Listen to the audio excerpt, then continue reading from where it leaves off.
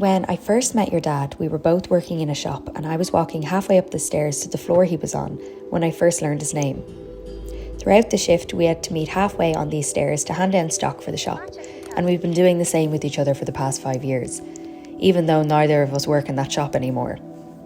When I was pregnant with your sister, I could only walk up 3 or 4 steps, so we'd climb down the rest to help me.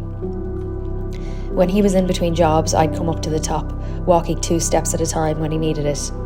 But at one stage, we both stood at either ends, staring at each other, hoping, willing one of us to take the first step, until we gave up because our legs got sore and both had to sit down, facing the wall. But one day, our song played on the speakers and we ran at full speed back to meet each other again.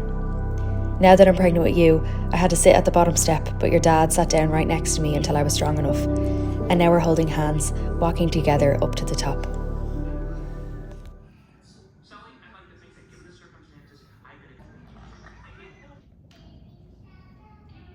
Shall we, Mama?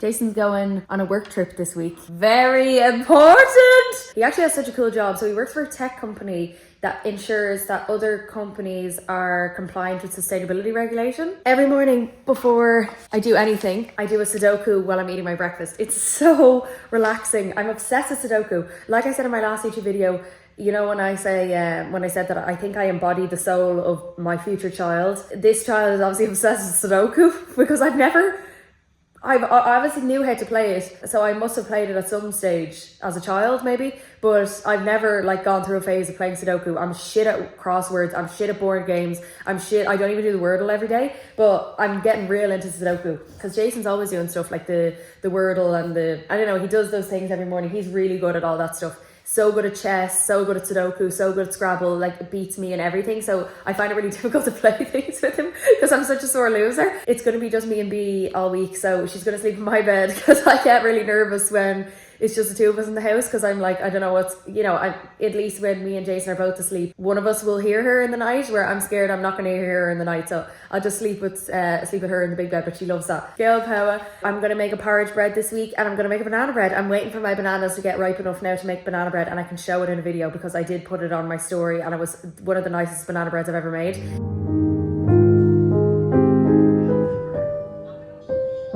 I just dropped Bea back to school after her lunch, but I'm starving again. I've had 2 breakfasts basically this morning. I had 3 pancakes this morning, then I had scrambled eggs on toast, then I had half a ham roll when Bea was home. Now I'm going to have, I think, ravioli or soup. Ravioli is like my obsession at the moment, but only the vegetable one. I just like the ones I've tried loads of different types of them and I just keep going back to the vegetable one, but it's also good to get my veggies in because I'm turned off like fruit and veg. Like I've no interest in, fresh fruit and veg. I just want it like in a processed form, and obviously I have to eat well still when you're pregnant.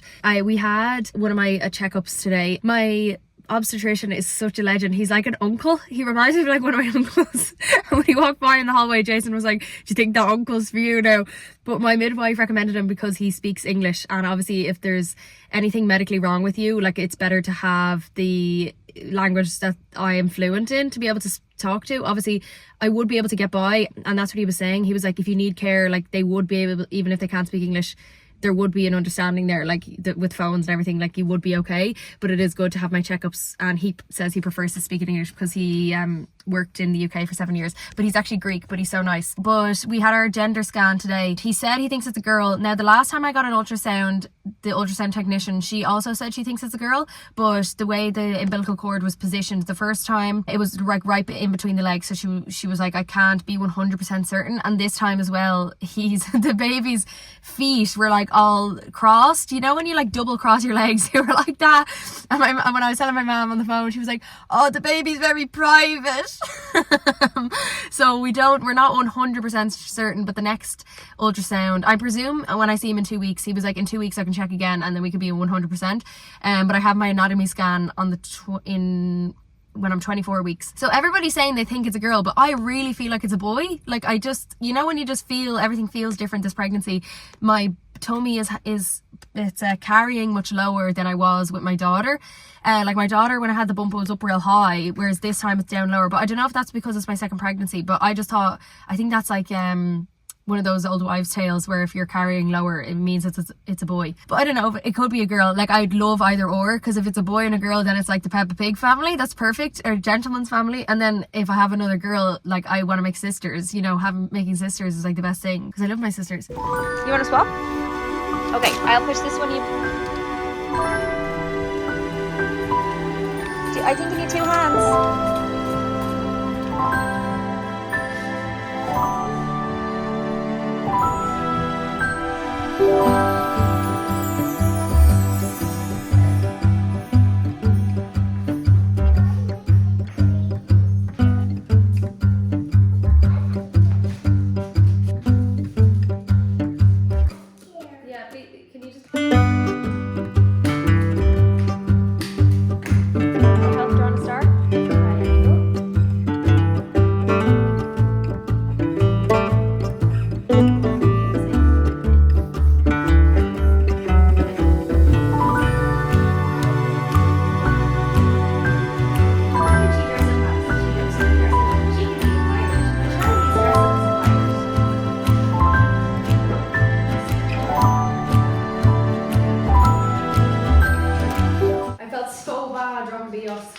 She was so grumpy, it took her ages to fall asleep last night. But because Jason's away, I always find that when Jason's away, just the routine just gets messed up so bad. But even when she was a proper baby and me and Jason were split up, I found it so difficult, especially after I stopped breastfeeding, to get her to sleep. It was like my number one thing. I'd end up in tears nearly every single night trying to get her to sleep because she just would not sleep for me. I had no idea how to actually get her to sleep. I'd try like dancing her around, singing to her in the room. I'd try lying her down. I'd try just leaving her in the room in the dark to see if she would fall asleep naturally. And nearly every single night would end up in tears. Jason would usually get her to sleep. Like when we were together, I suppose he would like soothe her to sleep without the breastfeeding, and I was so used to the breastfeeding that I didn't have any like methods to kind of soothe her without that. I'm still like, even though she's 3, most nights, even when Jason's here, we would just do the stories, lie with her for about 5 minutes and then leave with the door open a crack while we watch telly, and she would fall asleep on her own.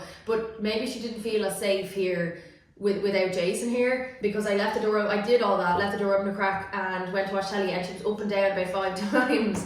And my mom slagging me as well, because I'm like the dad in the relationship now. Since I have been pregnant, Jason has been cooking all the meals, like basically doing all the domestic stuff. Just from my first trimester, like he wanted me to relax obviously and just rest. But then it's kind of just followed on for the rest of the pregnancy. Like he's just been doing the dinners. Now he's obviously in work all day, working from home. So in fairness, I do the breakfast every morning, give Bea her lunch, look after her during her lunch and drop her back and all that stuff. But he does dinners every night. And I have gotten real used to that, because I hate thinking of what to cook for dinner. And then with him not here, like I literally had to, I bought chicken nuggets and chips last night for dinner, because I was literally like, I don't know what to have.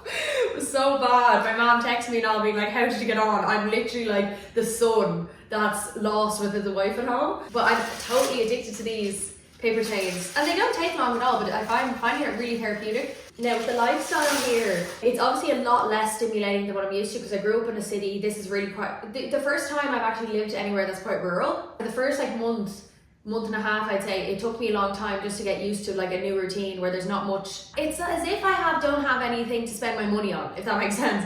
Like there's no shops the cafes are closed most of the day. They don't really do food until like 4 p.m. most of the time. And I'm so used to just like going out and like spending my money, especially living in Dublin and London, like all you have to do is literally spend money constantly. Whereas now I'm finding it, I actually am enjoying myself so much because I've just figured out how to like entertain myself at home, and I love being at home. I've never actually felt like a homebody before. When I lived in Dublin, I was constantly like trying to escape from my apartment. I would get depressed if I got sick, like if I had the flu and I couldn't leave the house, I'd like spiral because I hated being there so much. And the same thing in London, even though there's so much going on and there's so many people, you feel so lonely. Whereas here I don't feel lonely at all, even though I don't really have, like there's 1 or 2 people outside of my immediate family that I talk to during the week. Like that's literally it. And I don't feel lonely whatsoever. It's so weird because that's what I thought my top concern would be, and I don't feel it at all. It's so funny that I'm doing this and B's not even here. I'm just like, I love making paper chains.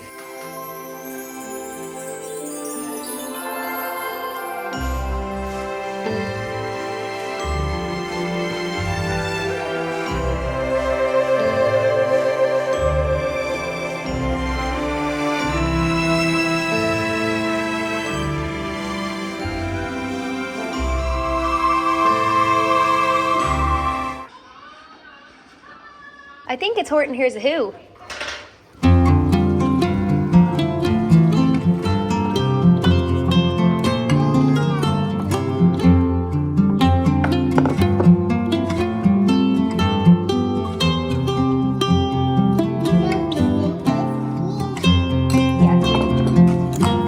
Absolutely Baltic this morning. I didn't know it got this cold. I was literally cleaning off the frost off my car this morning, but she has a half day today, so I was going to bring her into Béziers, which is our closest like shopping centre or like shopping district I suppose, to get her like hats and gloves and stuff. She doesn't have any of that stuff here, and I felt terrible when she was going in this morning. Now obviously we're more equipped for the cold, like just our natural body temperature is more suited to the cold rather than the heat I suppose, but all the kids this morning were going in like with ski coats going on, and I was going, oh god. And she's gone through a growth spurt at the moment as well. She doesn't fit into any of her shoes. She only has 1 pair of shoes at the moment that she fits into.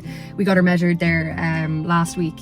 But it felt like she hadn't grown in ages, in fairness. We got such a long wear out of all of her shoes the last, I'd say, year and a half. So it's just all at once, and I'm so annoyed because I'm usually prepared. Every time, well, with shoes I always buy them brand new. With clothes like coats and all that stuff, I always buy off Messina Hembry, and I'll do like a big bulk order because you do have to pay taxes on it because it comes from the UK. But I didn't this time because I actually got loads of clothes from the ages because I knew we would be moving. So I got clothes from the ages of 4 to 5, and some of those don't even fit her as well. And I didn't get a coat, like a big. I didn't think I would need a big like winter coat here. I was just stupid not thinking, like obviously they have seasons as well.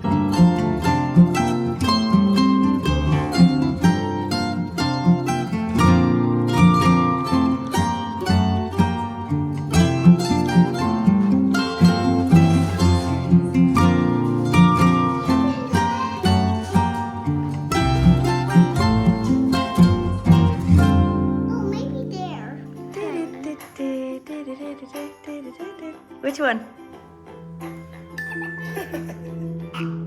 Bleh. Didn't do that before. Okay. What colour is it? Orange.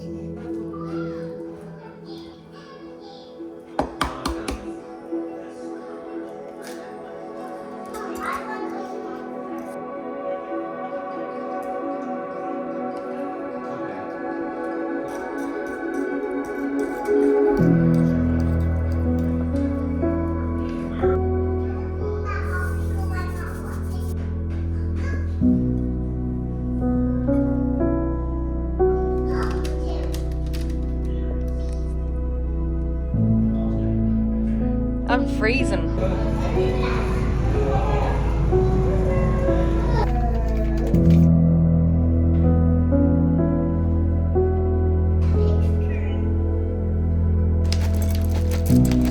I'm little. You are?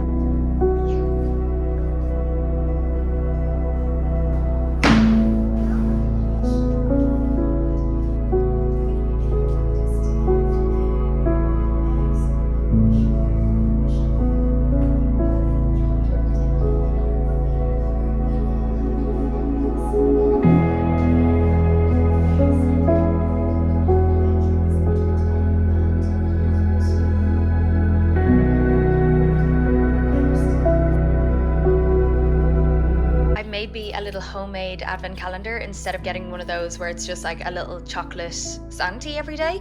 Now there is chocolate lollies just to bulk it out because I don't want to be spending loads of money. I think this was €2 for 6, but I didn't want her to have chocolate every day because she already gets chocolate. I do a chocolate chip smiley face in her porridge on Mondays and Fridays as a treat, so she already has chocolate on those days. So I made sure to give her a chocolate lolly on Wednesday because she has a half day from school, and then on a Sunday. So that will bulk out the days before Christmas. Then my friend Molly is coming to visit on the 12th, and she said that she'd get the advent calendar presents for her on those days, so I don't have to worry about them. We're going to Toulouse tomorrow for all our Christmas shopping. There's not great shopping around us here. Toulouse seems to be the best place for it, and they also have like an Irish supply store, which I wanted to get like an Irish whiskey or something for my landlords, like something Irish to give them, and I was like, Nully couldn't do it in the Christmas card. Real patriotic.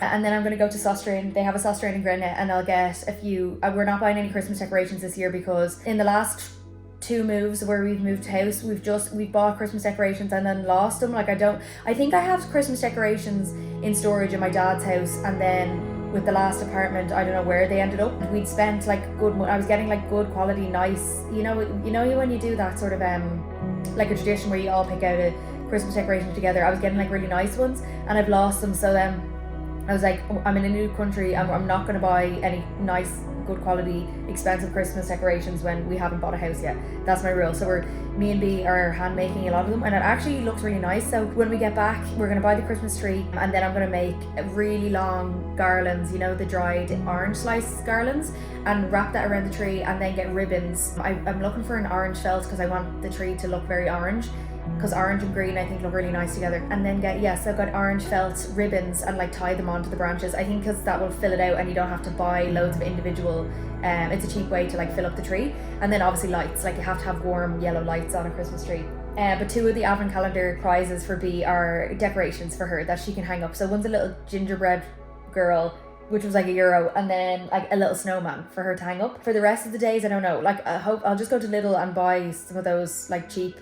They have really good, in Aldi and Lidl, they have really good like cheap little toys, you know, like little puzzles or little jigsaws. She loves jigsaws, so it'll be easy to fill out, and books as well, like little stuff like that.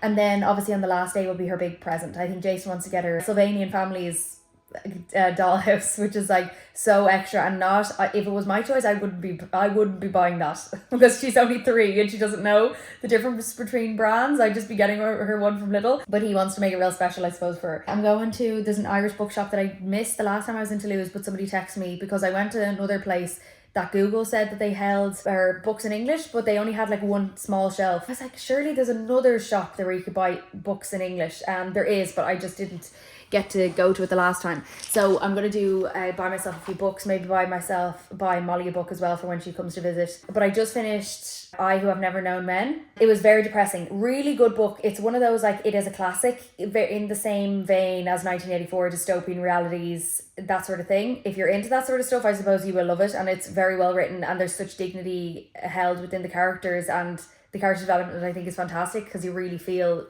I like when a book makes you feel something, and it has stuck with me, in fairness, and it really did make me feel. Well, stuff like that makes me really upset for my own kids, because I'm imagining that situation of like your kids being taken away from you and everyone never seeing each other again. And the girl was 4 when she was locked up or imprisoned. So I suppose seeing it from her perspective, it was really upsetting. It was very depressing. It was a bit too depressing. The baby was like kicking loads when I was reading it because obviously I was getting distressed. But I'm reading this now. My mom's favourite author is Kit DeWall, so my mom gave me this to read. It's called The Best of Everything. I love Kit DeWall's writing. I read her memoir, and this is the second book I'm reading of hers. I just think she's fantastic. I know that I'm gonna love this book. I've flown through it already. I started it today and I'm on page 77. I have beads at school. You have beads at school? Is that why you're so good at this?